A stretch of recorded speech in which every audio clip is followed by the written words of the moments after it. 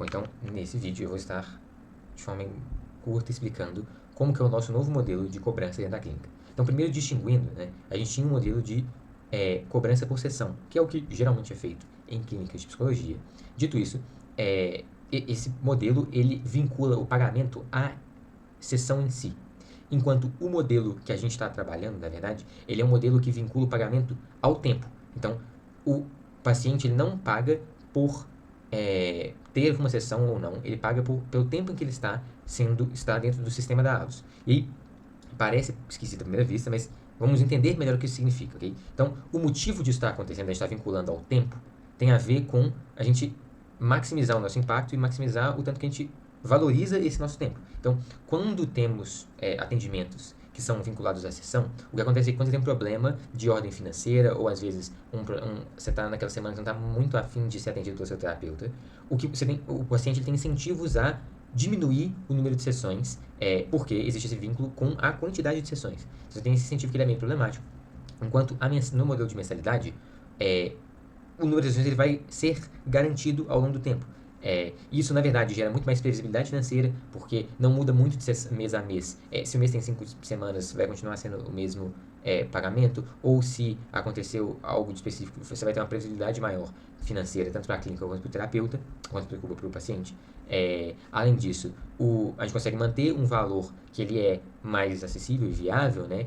E garantir esse máximo de impacto, de ter o máximo de sessões, em vez de ter... Aí eu estava chamando de procrastinação das sessões, né, quando o paciente está tendo esses problemas de vínculo, etc. Então, esses são os nossos motivos. E aí, como que ele funciona na prática? Tá? Na prática, a questão é que o pagamento ele vai ser único e mensal entre os dias 1 a 10, tá? Vai depender isso aqui, coisas pontuais, mas o fato é que o pagamento ele vai ser feito no início do mês e um valor fixo independente do número de sessões.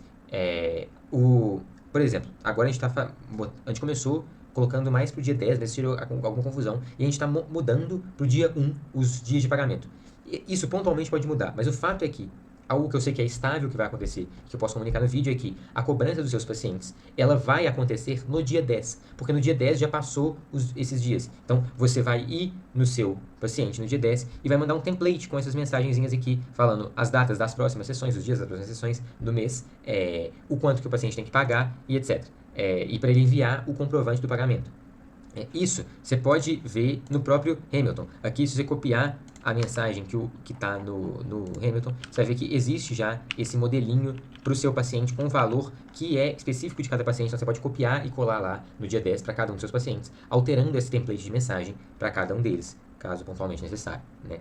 E você vai confirmar se de fato houve esse pagamento via algum tipo de comprovante. Se ele não responder, etc., relembre ele no dia 14 ou alguma coisa próxima disso, ok? E aí, voltando aqui, só fazendo um comentário sobre a exceção que é quando o paciente entra. E quando o paciente entra, percebam, o pagamento ele vai ser sempre no início do mês, mas ele pode entrar mais no final do mês ou no início do mês. Isso vai fazer diferença para como que fica o primeiro mês, né? Como que é o pagamento. E aí, o pagamento do primeiro mês em específico, ele tem uma especificidade. Ele é proporcional ao número de dias até o mês que vem. Então, vamos pensar, eu vou pegar esse modelinho aqui para a gente ver, ok? Então, vamos lá. Aqui, algumas informações sobre pagamento por sessão por mensalidade, né? E aí, vamos fingir aqui que você tem um paciente que ele entrou no dia 15, ok? Se ele entrou no dia 15, ele vai pagar os 16 dias que ainda faltam do mês. Isso significa que ele vai pagar 53% do pagamento. Vamos pedir aqui que a mensalidade dele é de 400. Significa que ele vai pagar 213 na entrada, ok? Ou seja, voltando para aquela ideia, né, de que você não paga pelo número de sessões, você paga pelo tempo do acesso a esse serviço. Então, a diferença é só que, por exemplo, quando você faz uma academia, geralmente você paga na entrada o valor do mês inteiro. A gente aqui está fazendo um modelo que acho que faz mais sentido ele ser flexível nesse sentido. Então, se a pessoa ela entra no dia 26, ela entra no dia 5, significa que ainda faltam 26 dias, ou seja, ela vai pagar 87% da mensalidade. Se ela entra no dia 11, no dia 20, mais no final do mês, ela vai ter só 11 dias restantes. Isso significa que ela vai pagar 37%. Então, é nesse modelo que a gente faz a cobrança, só que vocês têm que entender que essa cobrança não é feita por vocês, é feita pela Tainá, e vocês não precisam fazer nada em relação a isso. Nem sequer, inclusive, a princípio, eu posso mudar essa informação, mas a princípio, nem precisa cadastrar no Hamilton esses valores de entrada, tá? Esse valor de entrada, a gente vai deixar ele com a Tainá que vai conversar com o paciente e fechar, até porque esse valor de entrada, eu não coloquei aqui, mas é importante colocar, ele pode ser estornado. É assim que serve estornado? Então, se o paciente não gostou da terapia, não quer continuar com a aula, etc., a gente perfeitamente pode estornar esse valor, tá? Isso aqui não é porque a gente quer ganhar dinheiro na entrada, é porque nós queremos que o paciente ele entre com uma vontade maior de realizar o atendimento, em vez de pacientes que entram com muitas quebras de vínculo terapêutico antes mesmo do terapeuta sequer mandar uma mensagem, né? Então, esse é o motivo principal, é para reforçar um pouco mais esse vínculo. E aí, voltando. Ah, Vitor, e se ocorre de uma semana, eu como terapeuta não consegui atender aquele paciente naquele dia e etc. Sessões desmarcadas ou com algum tipo de antecedência, né, que você como terapeuta ou que o paciente desmarcou com antecedência, você deve remarcá-la em outro dia. Então, pense que, na verdade, toda semana o paciente tem acesso a uma sessão. Então, do momento que ele entrou, toda semana é para ele ser atendido por você. E aí você pode remarcar, remanejar na medida do necessário. Enfim, situações especiais, né? Eu preciso de... O paciente ele tem um caso muito específico que talvez momentaneamente tenha que fazer uma alteração no pagamento dele.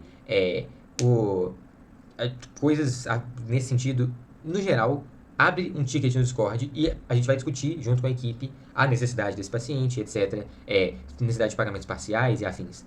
O que não pode acontecer? A gente não pode transformar a exceção em regra, né? A gente não pode fazer que todo mundo vire exceção, porque senão a gente vai ter problemas bem graves dentro da clínica. Mas, com isso dito, né, o fato é que a gente sempre vai estar tratando o seu caso individualmente, e não como uma regra geral, quando chegar um ticket no Discord. Em casos de atrasos, né, 2 meses de atrasos, a gente vai fazer, para abrir um ticket no Discord e fazer análise do desligamento desse paciente. Exceções, obviamente, elas têm que ser consideradas, como sempre, e que qualquer tipo de quitação regulariza os agendamentos, etc. O importante, como a gente já falou, é garantir a continuidade do tratamento sem ter quebras de vínculo com número de sessão reduzida por motivos pontuais. Enfim, a gente quer manter a taxa de adesão alta, oferecer previsibilidade financeira, dissociar questões financeiras, né, de frequência terapêutica, que esse é talvez o ponto principal aqui, esse. Manter o vínculo terapêutico estável. Enfim, acho que ficou meio redundante isso aqui, né? Acho que sempre vale lembrar que o bem-estar do paciente, ele é a coisa mais importante. Então, se tiver alguma questão de vulnerabilidade ou crise, ou um problema pontual, lembra de que isso é uma questão para ser tratada num ticket de Discord. A gente vai conversar com o time, a gente vai ver o seu caso pontual e vai entender como agir nessa situação, né? A gente é um serviço de saúde mental e qualquer tipo de suspensão tem que considerar o estado clínico do paciente, a situação como um todo, os casos de risco e como que... Nesses casos, se for necessário, a recomendação, como sempre, é abrir um ticket no Discord para a gente discutir com a equipe como um todo. Enfim, é isso.